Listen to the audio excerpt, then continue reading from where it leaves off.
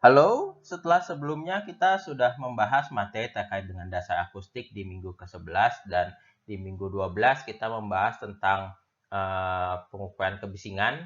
Di segmen di minggu ke-13 ini kita akan membahas tentang pengendalian bising. Dan pada segmen pertama ini saya akan membahas tentang prinsip pengendalian bising. Pengendalian bising dilakukan pada 3 area. Yang pertama adalah pada sumber kebisingan, lalu yang kedua pada media perambatan suaranya, dan yang ketiga ada pada penerimanya. Jadi konsepnya adalah pengendalian bising pada source, medium, dan receiver.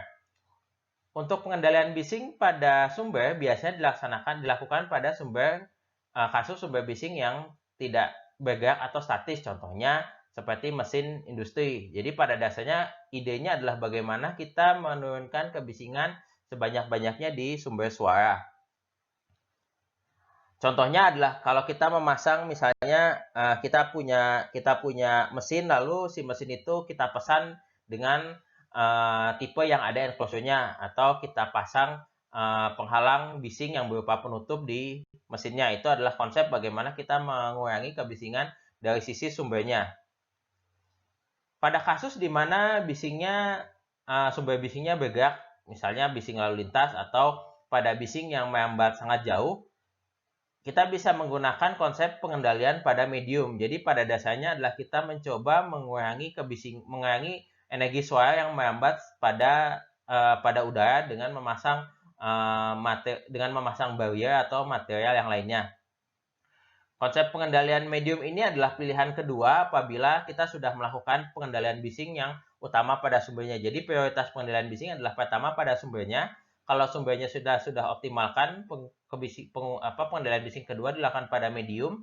Dan apabila pada medium sudah dioptimalkan atau sudah tidak bisa lagi, kita menggunakan kebisingan pada sisi penerima. Nah, kalau pada penerima, pada dasarnya adalah kita mencoba mengurangi kebisingan sebanyak-banyaknya dari sisi penerima.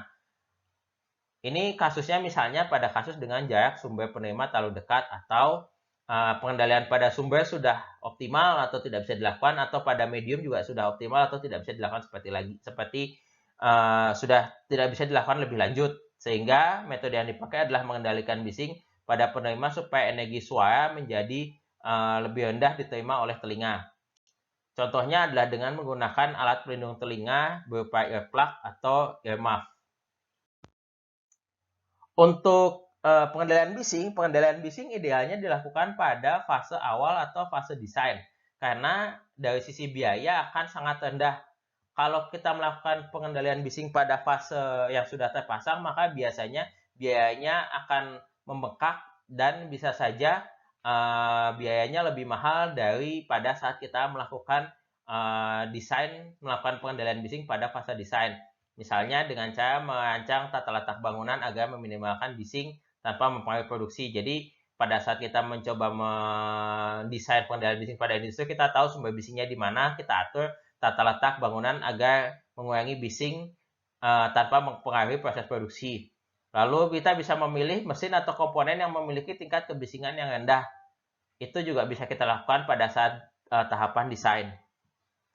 Dan misalnya itu adalah contoh pada contoh yang lain adalah misalnya kita mengendalikan pada mediumnya, kita tahu misalnya sumber bisingnya ada di mana, kita bisa tahu saya bisa merancang penghalang bisingnya seperti apa, peredam suara dan vibrasinya seperti apa dari data-data desain dari sebuah misalnya suatu tempat industri.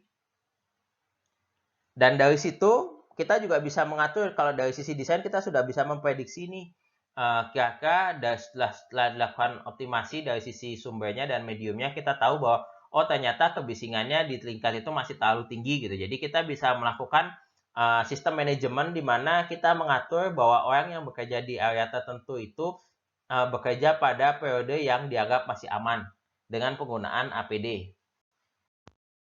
Nah, kalau pengendalian bising di sisi operasional biasanya bisa dilakukan tapi dengan biaya yang lebih tinggi. Yang pertama dilakukan adalah kita harus melakukan evaluasi terlebih dahulu bagaimana prosedur pengukuran, pemantauan, dan pemeliharaan komponen pengendalian bising. Jadi kita identifikasi dulu kondisi yang sudah ada seperti apa, sumber bisingnya di mana, propagasi suaranya seperti apa, metode pengendalian bising yang sudah ada seperti apa. Lalu kita melakukan analisis tingkat bising di industri dan lingkungan. Jadi kita coba petakan kebisingannya berapa di tempat yang berbeda, dan karena bising itu sudah karena tempatnya sudah operasional, maka kita perlu mengecek apakah pekerja yang ada di situ mengalami penurunan tingkat pendengaran. Jadi kita perlu melakukan uji audiometri kepada pekerjanya untuk melihat apakah pekerja tersebut sebenarnya bekerja di area yang aman atau tidak. Karena biasanya kalau di sisi operasional ada beberapa area di mana pekerja ada di situ tapi kita susah melakukan pengukuran. Jadi kita bisa mengevaluasi apakah terjadi terjadi permasalahan terhadap bising dengan melakukan uji audiometri terhadap pekerja. Itu tadi konsep prinsip pengendalian bising secara konsep baik dari sisi desain atau dari sisi operasional. Sampai bertemu di segmen selanjutnya.